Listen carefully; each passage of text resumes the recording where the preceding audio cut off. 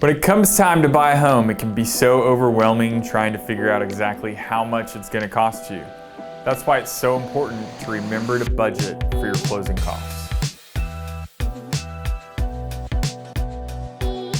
My name is Andrew Tahanchuk with Cornerstone Home Lending, and today we're breaking down the importance of preparing for closing costs so you're not shocked at the end.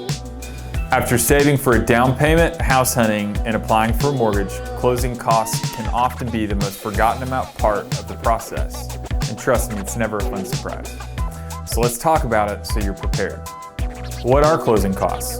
Closing costs are the fees from your mortgage company and the other third parties connected to your home purchase, such as the title company. Those fees will cover the service and expenses required to fund your home loan. Most of the closing costs will fall on you, the buyer, but the seller will normally have a handful of their own that they'll cover as well. So how much will your closing costs be? On average, closing costs will be between 2 to 3% of the loan amount. For example, if your home loan is $300,000, you would have between $6,000 and $9,000 in closing costs.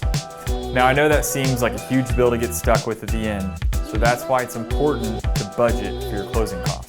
Working with a lender that is trustworthy and transparent will help you get a very clear picture of what to expect before you get to the closing table. As you start to prepare for the home buying process, make sure to remember those closing costs so you aren't surprised. If you're interested in seeing how the Tahanchuk team can help you prepare for a home buying process, reach out. You can comment below, shoot me a DM, or click the link in the caption. I can't wait to connect with you. Thank you so much for watching this week's video. I'll see you on the next one.